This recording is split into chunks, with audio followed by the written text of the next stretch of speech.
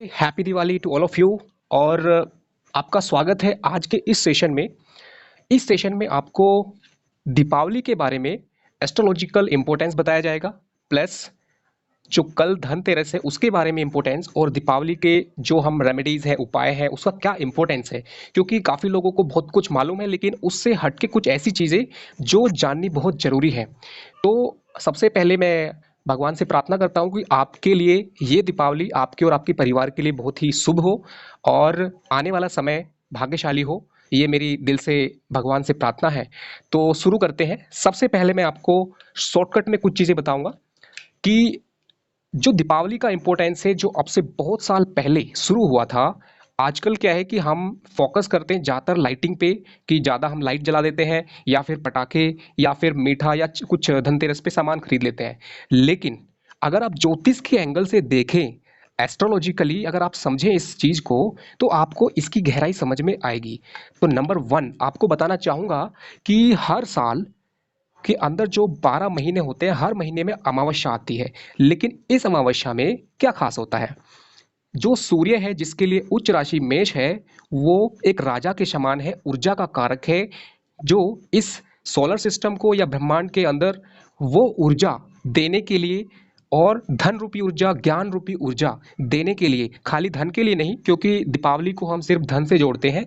दीपावली का कनेक्शन ज्ञान से भी है। तो ज्ञान रूपी ऊर्जा देने के लिए सूर्य रूपी ब्रह्मात्मा, सूर्य रूपी परमात्मा का स्वरूप, या फिर सोचिए कि जो प्राण ऊर्जा है वो खुद तुला राशि में, तुला राशि मतलब होता है जो हमारा सोसाइटी है, हमारा समाज है, या फिर एक आदमी के लिए सोचे तो उसका खुद का समाज में क्या रिफ्लेक्शन है, उसकी क्या पहचान है, वो सातवां भाव है। या फिर अगर आप तो इसको काल पुरुष की कुंडली समझे, तो ये काल पुरुष की कुंडली का सातवां भाव है, और ये पहला भाव है, फर्स्ट हाउस। और जो यहाँ पे सूर्य का जो राजा का स्थान है। लेकिन जब सूर्य भगवान खुद तुला राशि में आते हैं, यानी जनता के बीच में, जनता के को जो है ऊर्जा देने के लिए आते हैं, और ऊर्जा किस रूप में होती है? ज्ञान रूपी और धन रूपी। तो तुला राशि में सूर्य के साथ में चंद्रमा भी होते हैं। तो सूर्य कौन है? समझिए कि एक तरह से सूर्य जो है बॉस, यानी कि जो मालिक है, और जो चंद्रमा है वो मैनेजर है। ये उस तरह से है कि जैसे समझिए कि जो इंसान बहुत मेहनत करता है पूरे साल, और उसको फल नहीं मिल पाता है, लेकिन इस खास समय पर अगर आपकी मेहनत का फल देने वाला मालिक यानी बॉस, और हिसाब रखने वाला चंद्रमा जो कि बीच में है आपके, आप खुद यहाँ पर हैं, ये बॉस सूर्य, मैनेजर चंद्रमा, और आप खुद जो कि लग्नेश का काम करेंगे, या फिर समझिए कि ये पूरी कुंडली के अंदर जो लग्नेश है वो कहीं पर भी होगा, वो आपका स्वरूप है। लेकिन आपके लिए सातवां भाव ये काम करेगा यहाँ पर तुला राशि में, कि आपको जैसे बिजनेस, अनलाभ, पार्टनरशिप, जितने भी आपकी लाइफ में सेवंथ भाव से जुड़े हुए बेनिफिट है, वो सारे बेनिफिट ये देता है। तो कुल मिलाकर आपको समझना है कि सूर्य तुला राशि में आकर चंद्रमा के साथ 0 डिग्री में आते हैं। 0 डिग्री का मतलब है कि जिस समय मुहूर्त होता है, जो दीपावली पर हम पूजा करते हैं, मुहूर्त होता है, उस पूजा का जो टाइमिंग है, जैसे कि अभी आप देख सकते हैं कि जो 14 नवंबर को दो लगन में सबसे अच्छी पूजा होती है। वो कौन से लगन है? वृष यानी कि 2, एंड सिंह यानी 5। इसका मतलब क्या है कि अगर आप 14 नवंबर को वृष लगन और सिंह लगन, ये स्थिर लगन है। स्थिर का मतलब दो सबसे ज्यादा स्थिर है। ओके, एक जो होता है वो चल होता है, दो स्थिर। दो यानी वृष लगन, जब यहाँ पे दो आएगा तो आपका शनि भी योग कारक बनेगा, और आज की तारीख में शनि चल रहा है मकर राशि में, जो कि 10वीं दृष्टि से आपकी तुला राशि को उच्च प्रभाव देता है। तो इसलिए जो अलग अलग समय पर आपको मिलेंगे, बहुत सारे अलग अलग टाइमिंग मिलेंगे, उनमें से जो बेस्ट टाइम है वो है वृष लगन का। यानी कि टाइम क्या है वो आप नोट कर सकते हैं कि शाम को 5:59 से लेकर शाम को 7:48 पीएम में 14 नवंबर को। ओके, इस टाइम पे क्या है? वृष लगन है, और वृष लगन सबसे ज्यादा स्थिर लगन है। अगर मैं बात करूं मुहूर्त ज्योतिष, आप इसको सीधे सीधे समझिए कि ये त्योहार फेस्टिवल जो है एक मुहूर्त ज्योतिष को समझने का फेस्टिवल है। कैसे कि आपके जितने भी पूरे साल आप जो भी काम करते हैं उसमें आप देखते हैं मुहूर्त। अब उस मुहूर्त में पूरे साल के अंदर जो सबसे अच्छा मुहूर्त है वो है वृष लगन हो और उस समय पर ग्रहों की स्थिति स्ट्रांग हो। शनि खुद मकर राशि में तुला को देखते हैं और सूर्य चंद्र दोनों एक साथ। सूर्य और चंद्र का मतलब आप समझ सकते हैं कि आपका मन और आपकी आत्मा, मन और आत्मा दोनों एक साथ 0 डिग्री पर। और शनि की जो उच्च दृष्टि है, शनि जो है मकर राशि में कर्म प्रधान है। जिन लोगों का भी शनि योग कारक होगा उनको सबसे ज्यादा फायदा होगा इस योग में। कुल मिलाकर दीपावली पर आप उपाय करें, दीपावली पर आप जो भी करेंगे मन और आत्मा से। सूर्य और चंद्रमा एक साथ हैं तुला राशि में और वृष लगन पे, यानी कि उस समय पर जो मैंने आपको टाइम बताया है। उपाय का मतलब क्या है? जो स्टूडेंट्स हैं, स्टूडेंट्स स्टूडेंट्स मतलब जो लोग एग्जाम की तैयारी करते हैं या फिर पढ़ाई करते हैं या फिर कुछ ज्ञान की प्राप्ति की आकांक्षा रखते हैं, उन सभी के लिए सबसे ज्यादा इंपॉर्टेंट है सरस्वती माँ की आराधना करना। और उनके लिए जो मंत्र है वो मैं यहाँ पे लिख देता हूँ। नंबर वन, क्योंकि मैं अपने लिए भी समझता हूँ और जो लोग नॉलेज के लिए लाइफ में प्रायोरिटी देते हैं, बिकॉज जो ज्ञान है वो धन के लिए भी एक माध्यम बनता है। और धन से भी कनेक्शन है तो धन के लिए महालक्ष्मी की पूजा और ज्ञान के लिए सरस्वती। तो दूसरा कारण क्या है कि जो स्वाति नक्षत्र है, सूर्य और चंद्रमा दोनों रहेंगे स्वाति नक्षत्र में, वो भी सरस्वती माँ का प्रतीक है। अब स्वाति नक्षत्र में जब सूर्य चंद्र 0 डिग्री पे होंगे, वृष लगन होगा, उस समय पे जो उपाय होगा, उपाय मतलब मंत्र जाप आपको करना है 108 बार अंतरात्मा से, मन से, दिल से। मन मतलब चंद्रमा और सूर्य आत्मा। ये उपाय आप कैसे करेंगे? उसके लिए जो नॉर्मल आप पूजा करते हैं उसके साथ एक अपने हाथ से लिखेंगे, एक अच्छे साफ कागज पर, पेपर पर मंत्र लिखेंगे। उस मंत्र को मैं यहाँ पे लिख देता हूँ। जो सरस्वती माँ का मंत्र है, ओम ऐं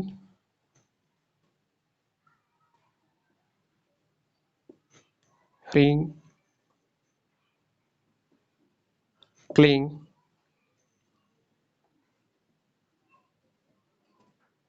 सरस्वती देवीभ्यो नमः। ओम ऐं ह्रीं क्लीं सरस्वती देवीभ्यो नमः। इस मंत्र को आप सही उच्चारण के साथ, अब इस मंत्र की खासियत क्या है, मंत्र भी अलग अलग प्रकार के हैं जिसमें ये मंत्र सबसे प्रभावशाली है। जहां पर भी जो बीज शब्द आते हैं, मतलब ऐसे शब्द जो जिनका प्रोनाउंसिएशन से बहुत ही वाइब्रेशन क्रिएट होती है, ओम ऐं ह्रीं क्लीं सरस्वती देवीभ्यो नमः, इस मंत्र को आप 108 बार मन में, दिल में बोलेंगे उस पर्टिकुलर मुहूर्त के समय पर। आपके साथ में जो नॉर्मल पूजा होती है उसमें आप, जो लोग कंप्यूटर के थ्रू, मोबाइल के थ्रू बिजनेस करते हैं या फिर उनका कुछ भी बही खाता या किताबें या पेन, सभी चीज़ों को आप उस समय पर रख कर पूजा करेंगे। क्योंकि आपका मन और आत्मा जब अंतरात्मा से आप इस मंत्र को फॉलो करेंगे, ये जो मुहूर्त है, मुहूर्त का मतलब है कि उस टाइम पे किया हुआ काम लंबे समय तक आपको फल देगा। इसलिए दीपावली पर जो भी उपाय किए जाते हैं वो बहुत ही प्रभावशाली होते हैं। तो ये मंत्र आपने लिख लिया होगा। ओके, तो 108 बार इस मंत्र को, जो स्टूडेंट्स हैं उनके लिए है ये। उसके बाद जो धन के लिए है, ओके, धन के लिए दूसरा जो मंत्र है महालक्ष्मी मंत्र, ओम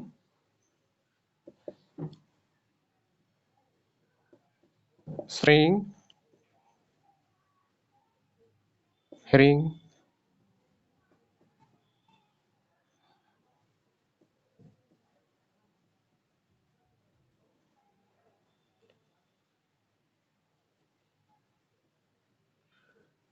महालक्ष्मी, महालक्ष्मी, ल अक्षय आधा मैं य ऐ, लक्ष्मी नमः। ये बीज मंत्र है महालक्ष्मी का, जिसको 108 बार आपको बोलना है मन से, दिल से। और बाकी जो आपकी जो पूजा का तरीका है उसके अंदर बहुत सारी चीज़ें हैं। उनके अंदर आप क्या कर सकते हैं सीधे, जैसे कि आप चांदी के सिक्के हैं या फिर चांदी के सिक्के नंबर 1, नंबर 2, जो चांदी की प्रतिमा होती है लक्ष्मी गणेश जी की, और इसका इंपॉर्टेंस बता देता हूँ कि जो चांदी होती है वो चंद्रमा का कारक है। इसमें आप सोने के भी लेके आ सकते हैं, लेकिन क्योंकि सभी लोग सोना नहीं खरीद सकते हैं तो इसलिए ये हमें एक ज़्यादातर सुनने को मिलता है चांदी के लेके आने। आप सोने चांदी के सिक्के अगर पहले से हैं उनको भी आप शुद्ध करके उनकी भी उस समय पर पूजा कर सकते हैं। उसका कनेक्शन क्या है कि ये सूर्य का प्रतीक है सोना, चंद्रमा का प्रतीक यानी चांदी, और यहाँ पर जो बाकी ग्रह हैं वो सभी इसमें सम्मिलित है, और जो महालक्ष्मी का मंत्र है उसको आप अंतरात्मा से बोलेंगे। तो ये मैंने उपाय बताया है, इसमें आप मोबाइल, कंप्यूटर, पेन, बही खाता ये सब कर सकते हैं। स्वाति नक्षत्र का इंपॉर्टेंस मैंने बता दिया है। बाकी जो चीज़ें हैं वो उनमें से एक तो है जैसे कि कल धनतेरस के लिए मैं आपको बता देता हूँ। जनरली ये 5 डेज का, ओके, ये मंत्र आपने लिख लिया होगा। ये हर साल जो दीपावली का फेस्टिवल है, त्योहार है, ये 5 डेज होता है। ओके, 5 डेज का मतलब है कि ये 5 दिन जो है अलग अलग इंपॉर्टेंस रखते हैं। डे 1, डे 2 एंड 3 इस बार सेम हो गया है, डे 4 एंड डे 5। तो डे 1 जो है वो दैट इज टुमारो, यानी कि कल फ्राइडे को 13 नवंबर। ओके, ये जो है कल क्या है, त्रयोदशी। ये कुंडली में हटा देता हूं अपने, 13 नवंबर को त्रयोदशी, और इस दिन जो है आप धन्वंतरी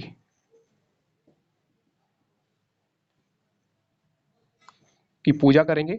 बेसिकली धनतेरस का कनेक्शन ज़्यादातर जो सोसाइटी में है, आपने देखा होगा कि लोग सामान खरीदते हैं, तो उसका कनेक्शन देखा जाए तो मेन कनेक्शन होता है कि आपको ऐसी प्रॉपर्टी, ऐसा कुछ खरीदना है जो आपको रिटर्न दे एक्चुअल में। बट ये चीज़ धीरे धीरे चेंज होते होते आगे कि हम कुछ चांदी सोने के सिक्के खरीद लेते हैं, उसका भी देखा जाए तो वो एक इन्वेस्टमेंट है, वो एक अच्छी चीज़ है। बट उसका जो मेन मकसद है, मेन थीम है, मेन पर्पज है, वो यही है कि धनतेरस के दिन आपको कुछ ऐसा काम करना है, जैसे कि जमीन खरीदना होता है, या फिर कुछ आप इन्वेस्टमेंट कर सकते हैं, या फिर कोई गोल्ड या फिर चांदी के सामान खरीद सकते हैं।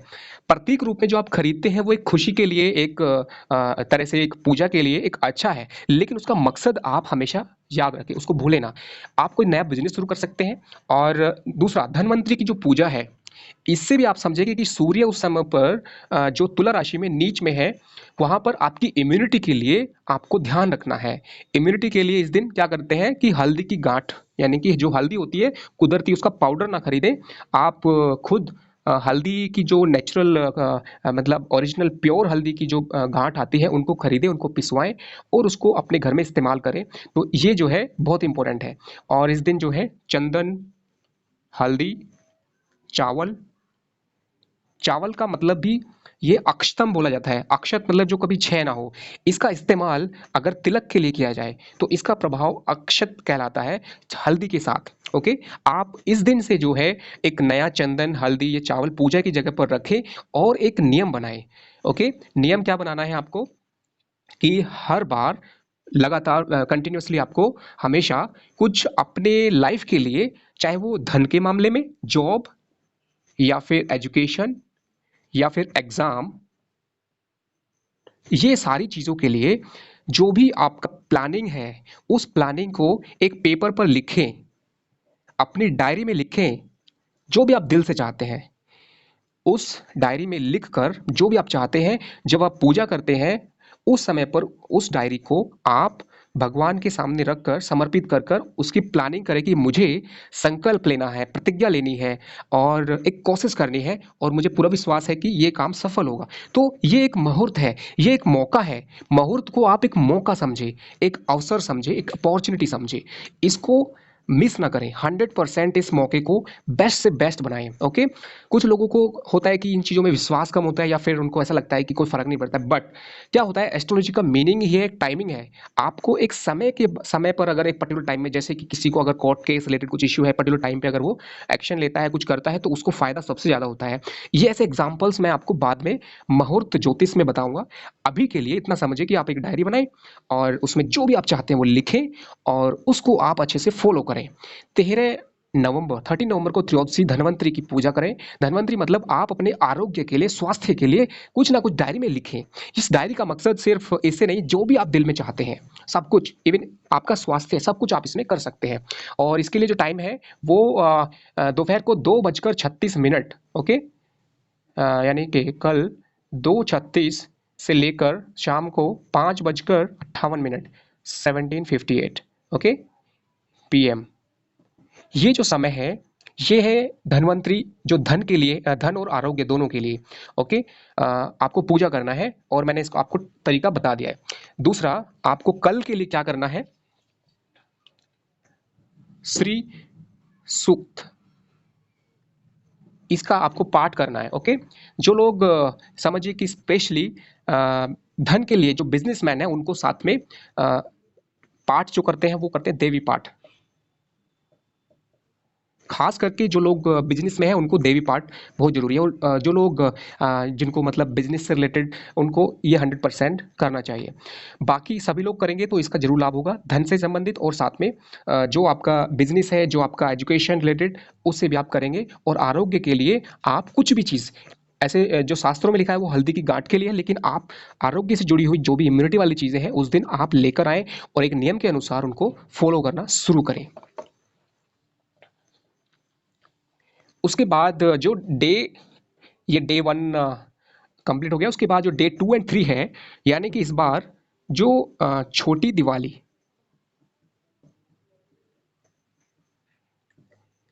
जो मतलब समझिए कि जनरली क्या होता है ज़्यादातर कि एक दिन छोटी दिवाली होती है, अगले दिन मेन दिवाली होती है, लेकिन इस बार दोनों एक साथ है। ओके, तो डे 2 एंड 3 दोनों एक साथ है। तो आपको दीपावली पर जो मैंने बताया तरीका वो आपको फॉलो करना है। और इसके लिए जो शनिवार को चतुर्दशी है,